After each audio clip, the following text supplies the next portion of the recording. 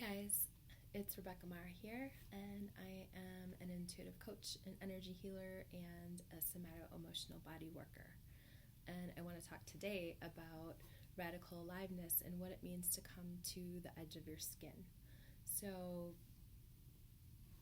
when we come to the edge of our skin, we're able to feel a lot of pleasure. We're also able to feel a lot of contact with life. There's something that's not bound in our nervous systems. We're able to access more of ourselves. We're able to feel more, even if it's pain and pleasure. And we feel more vital, kind of like when we were children again. What prevents us from being at the edge of our skin? There's a book by Hank Wesselman, who is a shamanic practitioner and anthropologist, called Bowl of Light. And he interviews a kahuna, a Hawaiian medicine man, who speaks about this bowl of light. He says that we all come in with this bowl of light that's our innocence, our essence, and over time, rocks get poured into that bowl.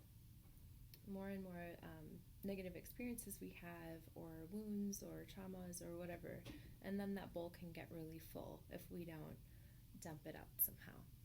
So if we bring it down to the nervous system level, what happens in the nervous system is that we, from being babies on, we have really sophisticated nervous systems that will do anything possible to have us not feel the direct experience of something really uncomfortable or too much or something that's painful. So what our nervous systems do is they defend against it. So they'll create some kind of resistance so that we don't have to feel pain that's too overwhelming to a child or a baby or an adult. We come up with defenses and things that stop us from feeling that original pain. Some of the pain is feels like too much emotion. Some of it's actual physical pain, but it's mostly emotional. And so if something happens and we don't have the energy or love or the thing that we need in order to digest it, it stays lodged in our body as a memory, as tension. And I can tell you for a fact that where we store physical tension in our body holds emotional tension.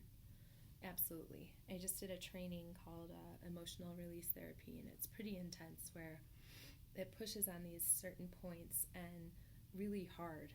And it seemed like it was just physical tension, and when they opened up that, we all just started bawling or like yelling, or all of these primitive limbic system responses that are really natural to us, that got conditioned out of us. So the body ends up holding these emotional memories or traumas, and the more that the body holds, the less that we can feel. So when we can't feel that much, we would turn toward addiction or something to kind of fill that hole, because we can't feel full aliveness and connection. The nervous system literally builds walls around that tension so that we don't have to feel that pain or that memory. So tuning into radical aliveness, how do we bring that back? One thing is to make direct contact.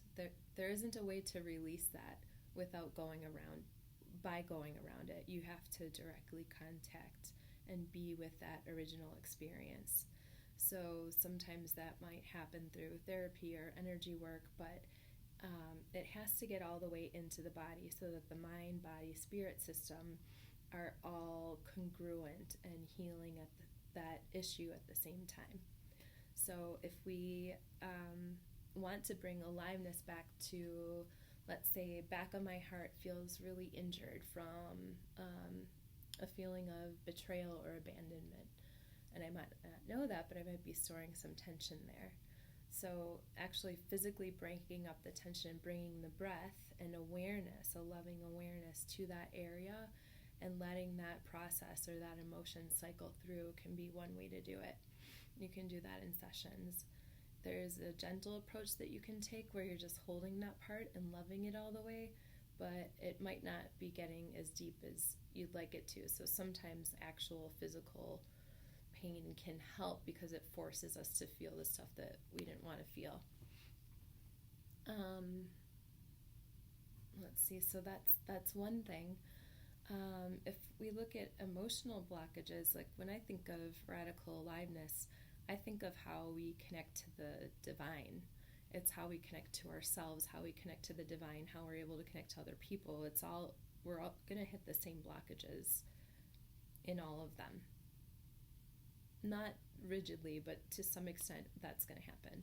So if I'm wanting to open up a blockage in my heart here, I can do a practice in the morning instead of reaching for that coffee or whatever helps me feel something other than what I'm feeling. I can breathe into my heart here and bring all of my awareness and my breath in here until it starts coming alive. And I might notice some of those blockages, like where the breath won't go, where it feels like there's a wall, where I can't feel love. And so I'm noticing what that protection or that wall was helping with originally. And I can go back to the age that wall got built. So we all are born with these open hearts and they end up getting closed over time. So I can go back to that original age where I closed my heart or I hardened my heart because it just didn't feel safe to have it open. And I can pull up an image of that inner child and look her in the eyes and I can give her that love that she needed. That's one way to do it. I can also just breathe into my hands here and keep allowing the walls to soften, allowing the walls to dissolve as I start opening up my heart more, as I start breathing more life into my heart. And if I make contact with this part without agenda, then I'm being loving. But if I'm trying to get it open, it's like going like this. Nobody likes that. That's not loving contact. And it's not allowing the delicacy of what's already there. This is a part that felt vulnerable or sensitive, so that's why it created a wall, so that it didn't feel unprotected. So if I meet this part, allowing whatever's there and really holding it, really meeting it right where it's at, the sensitive part, and then I can bring some sweetness, almost like a little bit of guidance, where it's like, oh, here's this little opening right here. You can follow this path, and helping it find new life again, helping it remember when it was passionate, helping it remember what it cares about the most, and letting that desire for life start to rise up. We can also do that with any part of our body. We can do that with any part of our mind, our hearts, our psyche, but it has to get into the body to be a true transformation. Otherwise, it's still a bypass because it's that trauma is still being held in the body. You can also do that with your sensuality, with your sexuality. You could do that through yoga or dance, but it's really important to bring this being that's been behind the veil for a long time, this sort of Wizard of Oz mental part of us. It's bringing that essential self up and forward to start feeling and contacting life, as though we're a spirit operating a body and life is new again. We're so present that we're in the magic of the moment.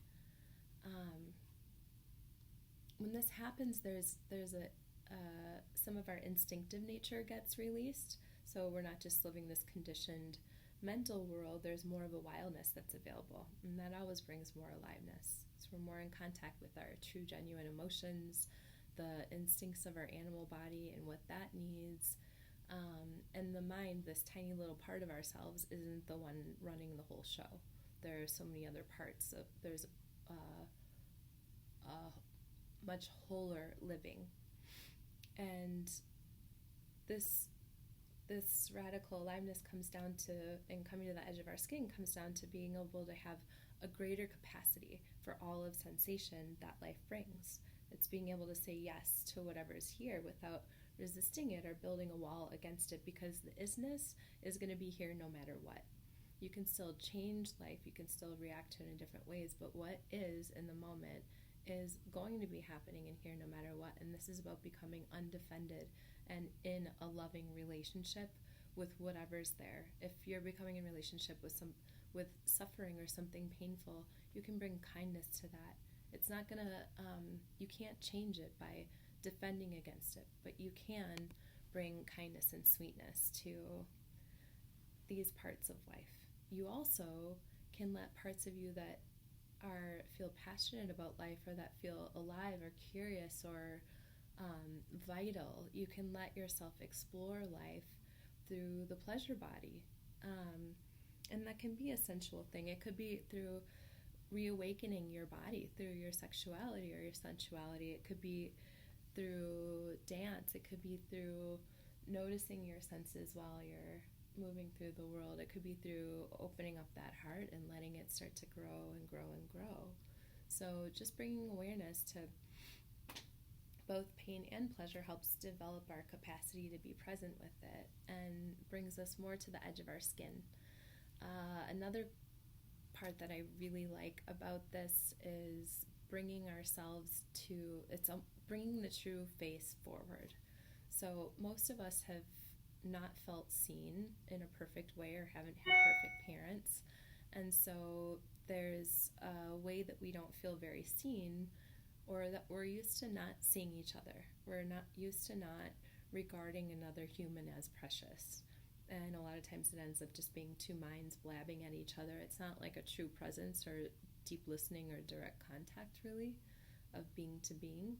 So, and a lot of times we have these social masks that we wear too.